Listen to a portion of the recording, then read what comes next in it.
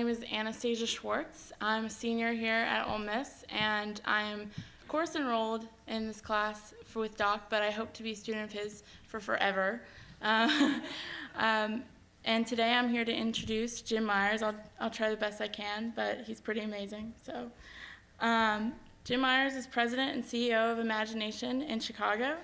Since he founded the company 20 years ago, iMagination has grown to become one of the largest content marketing agencies in the country, with a staff of nearly 100. iMagination was named the 2012 Content Marketing Agency of the Year, and in 2014 was named one of the top 21 most creative agencies in the world. Meyers has served as chairman of the American Business Media's Custom Media Council and was named 2009 Media Innovator of the Year. It began as a Chicago-based custom publishing firm, but now it's much more. Print, digital, video, and social media are all channels that iMagination uses to deliver thought leadership every day. Although its capabilities have evolved, iMagination's commitment to ideals of innovation, passion, respect, and quality are the reason why it's still in business and it's growing. There's nothing more passionate to Meyers than custom publishing, content marketing, and leading one of the planet's most enthusiastic and talented workers. Thank you.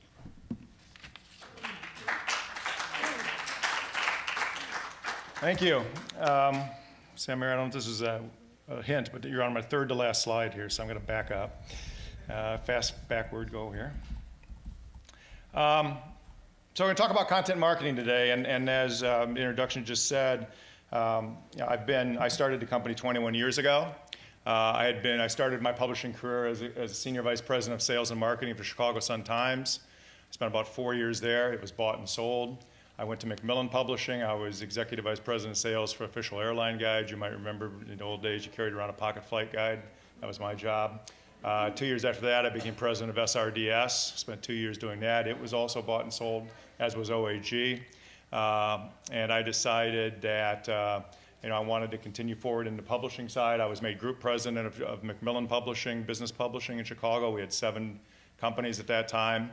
Shortly after that, Bob Maxwell died, and I was told to sell off all 7 companies for the banks.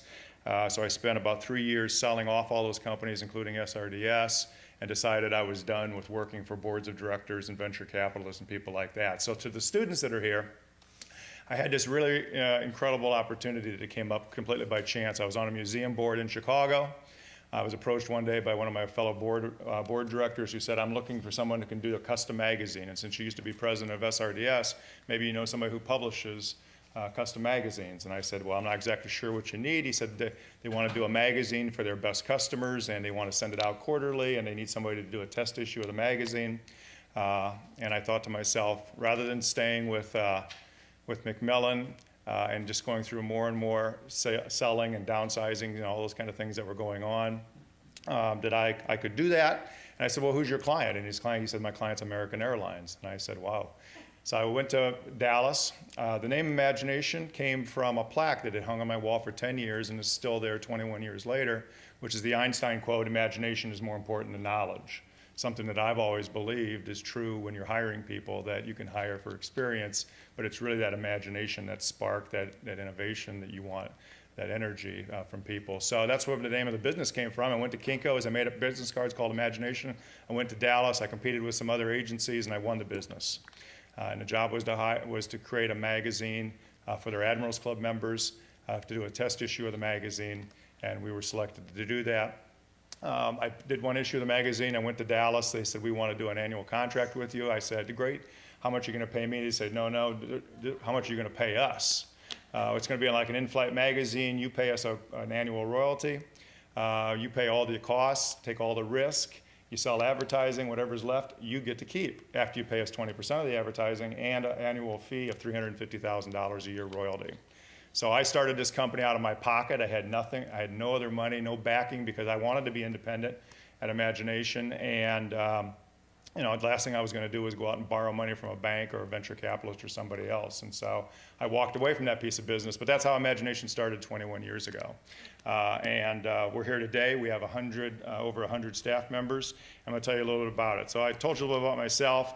As you heard, Imagination, we're in the content marketing business. So when I started, it was the custom publishing business. Myself, Joe Polizzi, Jane Ottenberg, a few other people started the Custom Publishing Council back in 1994. We were really about creating print magazines for clients. Over the years, that's grown dramatically, obviously, as digital took over. We started calling ourselves a custom media company about 2003, and then about 5 years ago, we really became an agency, and we'll talk more about that as well.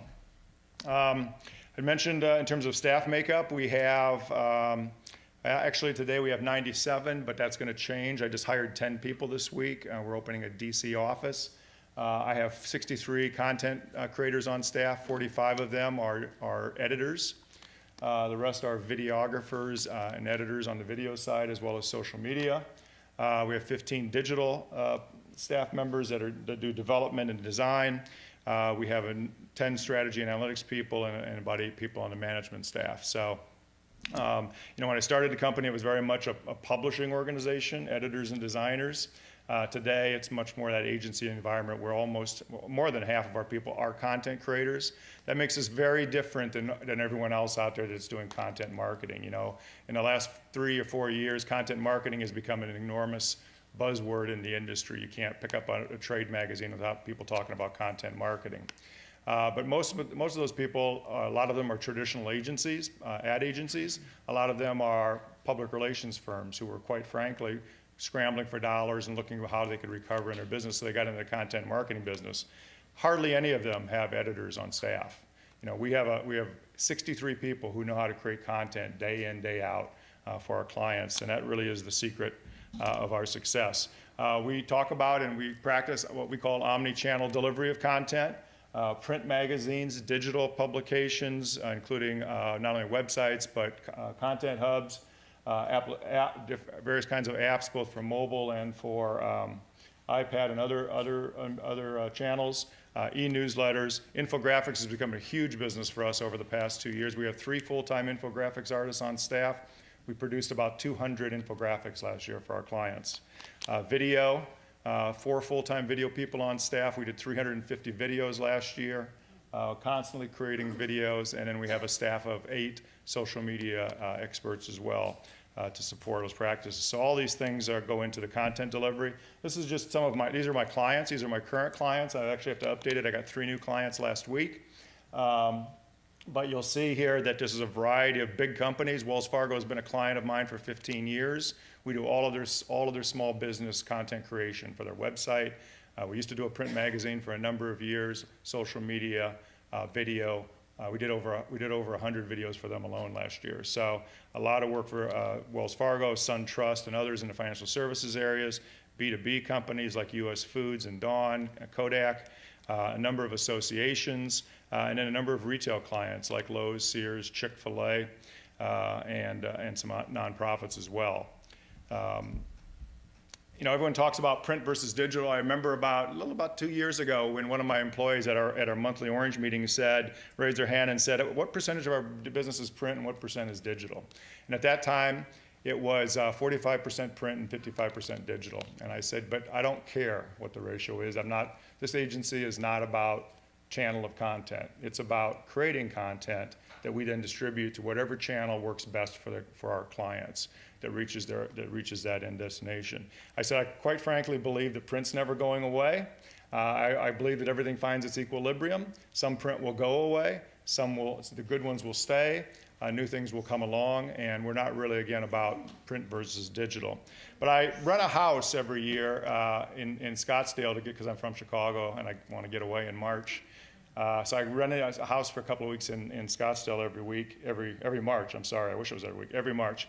And go down and see some spring training and play some golf. And I was on a hike 2 weeks ago when I was kind of wandering down this trail, and I saw this cactus, and it just kind of struck me when I saw the cactus. I was thinking about this event here today, and I thought, this cactus is very representative of what the publishing business used to look like. It was very orderly, very structured, very stoic. You see that stem going up the middle. Everything else is kind of coming off of that, branches of opportunity. But less than 20 feet away from this cactus was the rest of the story, which is what does publishing look like today? This is an undoctored photo. I'll show you in a second the two side by side. But this is really what publishing looks like today, and it's also what the content marketing business looks like today, because nothing is standard, nothing is the same from day to day. You all know that. And in my business, you know, I'll sometimes have a prospective client say, "Tell us about your typical custom content program," and there's no such thing. Every program is different, and there's constantly twists and turns. So I took those two cactuses and I said, you know, it's really not about print versus digital, but it's really about how both are equally important in an omni-channel content marketing program. So as I looked at these two next to each other, I thought these both exist in the same ecosystem, in the same world. Some things are very complex, some are more orderly. Both are beautiful. Both here can be worked together. So. You know, so I really think about it about being print and digital. I was talking to a prospective client a couple of weeks ago who has a print magazine. It's 150 pages per month. And they were saying, you know, I'm thinking about getting rid of my print magazine. I'm going to move it all to digital. And I remembered two things that two people in this room told me. One was Samir, who talked about the importance of print in terms of the value and the quality and the perception that it creates. And the other one was Jim Elliott here, who I saw speak a couple of years ago, and he talked about the fallacy that you can take advertising from a print magazine and put it into a digital environment. Yeah, I think the quote that you said was about 90% of the revenue will go away when you take a print magazine and turn it into a digital publication. So when they thought about it, they thought maybe that wasn't such a good idea. So what I talked to them about, and what we're talking to them about as we stand here today, is using digital as an additive to the print program, keeping the print publication, but adding digital that can bring in additional revenue opportunities for them to make up for the erosion that they've seen in their print publication. As far as imagination is concerned, this is the number. I did a little history before I came of the print titles that we've published over the last 10 years, the number of print magazines, different titles that we've created over the last 10 years. And you'll see, you know, a couple exciting things, I think, you know, some ups and downs, but you'll see that this year we're at 17 print titles. That ratio I talked about a while ago, which was 45% print, 55% digital, has completely reversed itself this year. We are now 55% print, 45% digital, because I've gotten 9 new clients in the last 18 months, and 7 of those clients are doing print magazines. They either were doing print magazines that I've taken over, or we've created and launched print magazines for them. And I'll show you and talk to you a little bit about that in a second. So, you know, print remains to be a very strong piece of the content marketing business. In fact, 70% of our clients use a print magazine in their content marketing program. And we did a survey last year. We do an in-depth survey each year with our clients and talk to them about their happiness with our work, as well as what they're doing and why they're doing it. When we ask them the question whether they do a magazine or not, why you do a print magazine or why you would do a print magazine, these were the top 2 answers. 77% of our clients, which is 26 clients, said that it improves their brand awareness as a company. And 62% said that it demonstrates their thought leadership as a brand.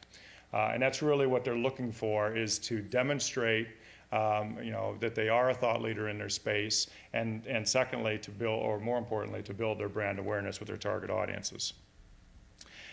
This quote is from the Manaquad Group. I just saw this survey about a month ago. A survey they did last year, 70% of U.S. adults said that they read an average of 2.9 magazines in the last 30 days, compared to 63% who said they had not read a single digital magazine in the last 30 days. And I don't know about you guys, but I know that with my magazines, with my clients, the digital magazines the numbers are abysmal in terms of readership, in terms of actual action and engagement from those publications. That does not mean digital is bad. There are many, many good things and a lot of successes that we've had on the digital side. But you know, the world is not going to digital. The print magazines are not going to digital. And for many brand publishers, this is a quote from the Columbia Journalism Review from a few months ago. For many brand publishers, print is an exemplar of brand experience and increasingly a focal point in an omni-channel content marketing strategy. So let me just show you a couple of things, just to give you an idea of kind of some of the work that we're doing. 4 years ago, a company in Chicago called US Foods came to us and said, we are going to do a brand transformation, and we are interested in using a magazine to lead that brand transformation. Now, US Foods is the second largest food distribution company in the United States, behind Cisco. Probably many of you have seen their trucks around. They said, here's what we want to do. Here's our mission.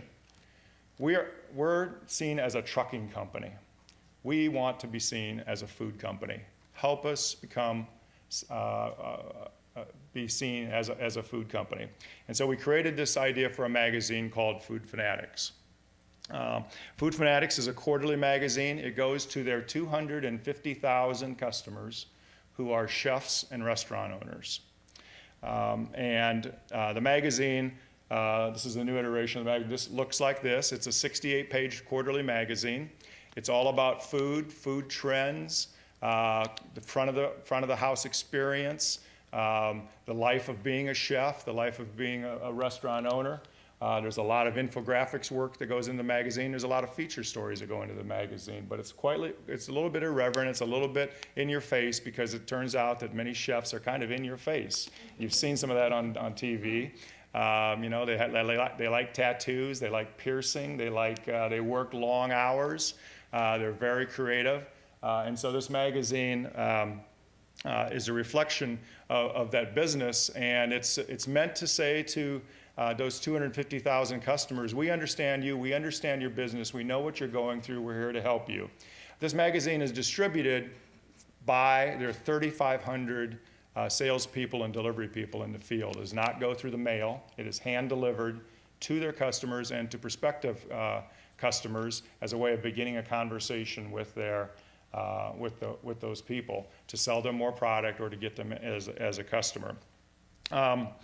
The thing that's been most amazing about Food Fanatics is that it started out as a name of a magazine. It has become the biggest marketing movement I've ever been personally involved with.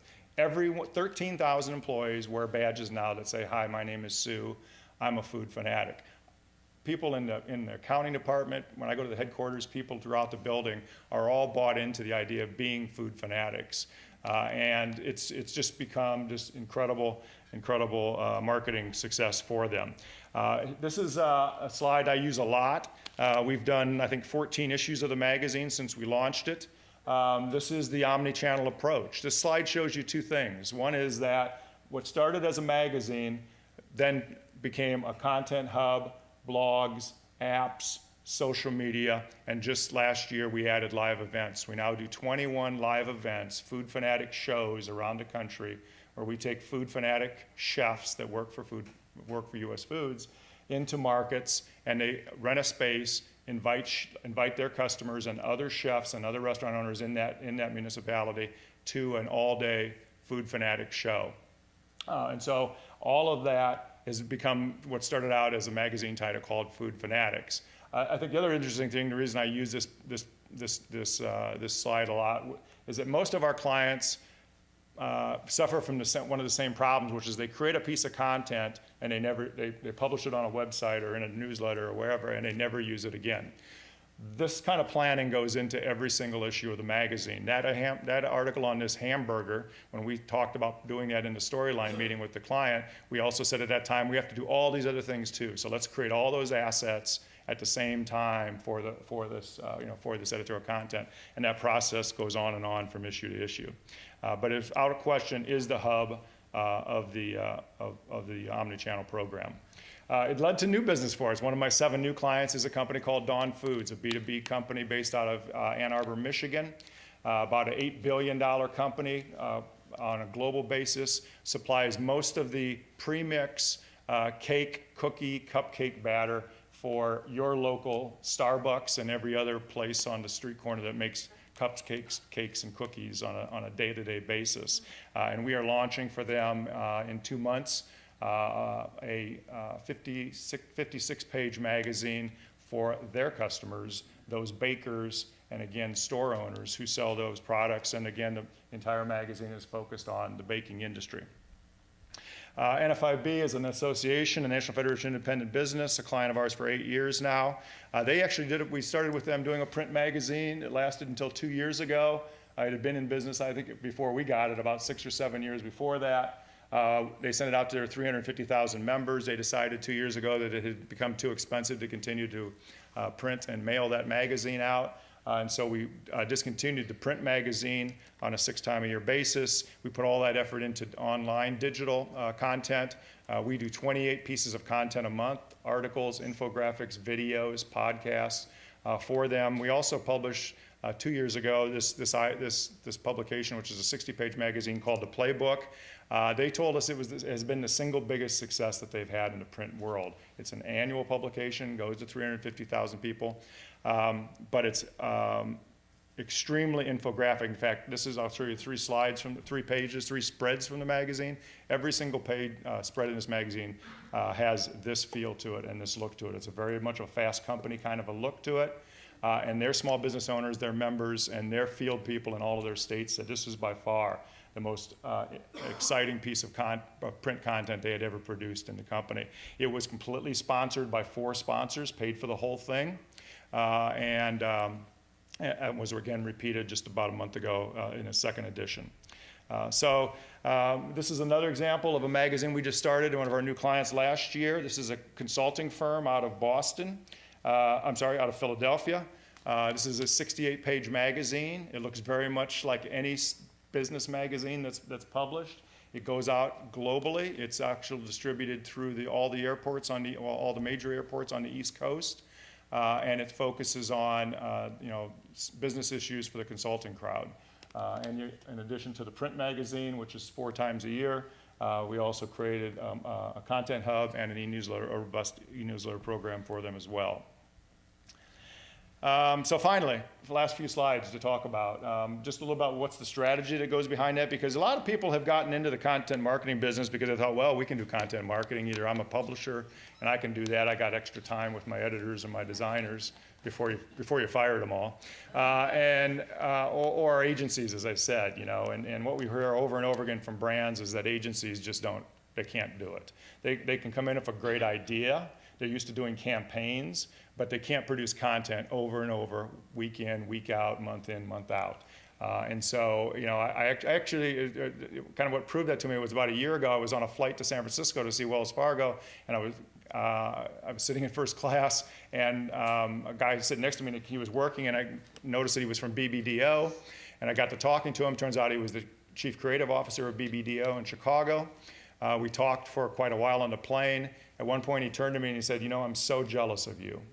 All of our clients want thought leadership content. All of our clients want the kind of deep content, and we don't have that capability. We have copywriters. We don't know how to write an article. We don't know how to write, create the kind of content that our customers want. I think you're in a really good place. And so, it really is it is a different animal, and you need to be committed to it if you're going to be in this business. The first is, and yesterday I heard a lot of people talking about, business strategy and advertising and all those types of things. Everything we do starts with our clients' business goals. That's what drives the content. It has to come from supporting their business goals. We talk to them and say, your audience, your prospective customers win if you answer their questions, if you solve their problems, if you teach them something new, and if you end their search for a solution to their problem. And you win as a brand if your content creates and heightens your brand awareness, if it generates new leads, if it positions you as a subject matter expert, and if it converts visitors into paying customers.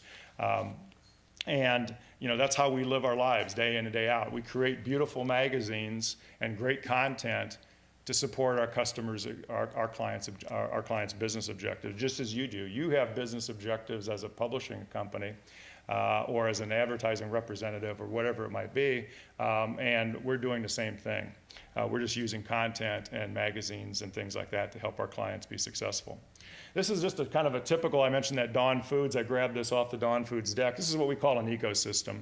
This is really where we sit down and map out ahead of time exactly what we're going to do. In this case, we're going to have a print magazine and we're going to have dawnfoods.com. What are the 2 purposes of those 2 channels? We're going to have content buckets. We're going to talk about we're going to talk about making you a stronger business partner. We're going to talk about culinary expertise and how we can improve that, baking trends, consumer insights. We're going to provide ideas for innovation. That's going to be distributed through different methods, direct mail, that being the print magazine, and through the sales team, through social media, through e-newsletter, even from retargeting on the digital side. And ultimately, we're looking to reach the owners of businesses, the managers of chain store bakery businesses, and the executive influencer for big companies like Starbucks and others like that. So this ecosystem is where we start. It's kind of what drives the entire thinking. And if you're not prepared to understand this, if you're not prepared to do this, if you want to be in the content marketing business, you're not going to be successful. It's not just about creating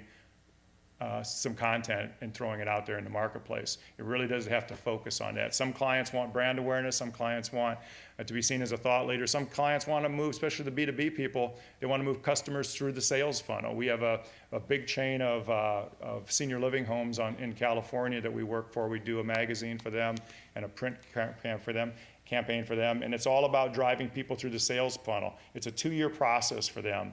That sales process, from the time someone says, I'm interested in living in a senior community, to the time they actually make a decision. So that customer during that 2 years needs a lot of information. They need to understand what's the financial impact, what's the practical impact of selling my home, and what's the tax implications, and what's the cost to me to live in a place like that. All those questions need to be answered, and content can do all of that. And our job for them is to help the customer through that journey. So in that case, for that B2B company or for somebody like Kodak, we're actually tracking people with content through a sales funnel, through digital, through print, through other pieces, and showing that they're moving down the funnel as well. And so with that, just some key takeaways. First of all, print is not dead. I'm here to tell you that. Secondly, magazines can be the cornerstone of any omni-channel content program. Content strategies must be tied to business objectives. Content marketing requires expertise in strategy, in content creation, in channel delivery, in analytics. All of those pieces have to be something you commit to if you're going to be a successful content marketer. And my last piece of good news is that I started a magazine for Imagination 4 years ago called Orange. Contrary to Joe Polizzi at the Content Marketing Institute, I was using Orange before he was. But this magazine goes to 2,500 chief marketing officers 3 times a year. I started it 4 years ago. Here's the ROI on a print magazine. 5 new customers, $7 million in revenue in 4 years from this magazine. This was sent to chief content marketing officers. It's meant to be a conversation starter. They picked it up, they read it. They called up Aaron Slater. They had a conversation about how Imagination could help them. Turned into $7 million. I spend about $50,000 a year on this magazine to put it together. So the power of print is right here in my hand. All right? Questions? Any questions I could answer for you, or anything I can talk about? Yes? Very insightful. When you say magazines can be a cornerstone, would you recommend to publishers to actually look at their magazines as cornerstones? Yeah, absolutely. I mean, I think it is, it has a rigor and a discipline to it in terms of, you all know that, those of you who are publishers here, is that, you put a lot of work into a print magazine. And I think then, a lot of times, at least with brands we've worked with and associations we've worked with who have done magazines for many years, that's kind of the end of the story. They do that, put it out, and that's the end of it. The opportunity is in how do you continue that story in other ways, and how do you make all those pieces work together. I think that's part of the secret. And we don't force, we certainly don't ever go into a prospect and say, you have to do a print magazine. But as I said, 7 of the 9 clients I've gotten in the last 18 months either already did a print magazine and want to do a better one, or who want to use a print magazine as a component of their program. So, we stay kind of unbiased in our approach, but yet we know that we have clients that have turned a print magazine into something that's been very productive for them and has been very helped them accomplish their goals. Thank you, Jim. Question? Thank you.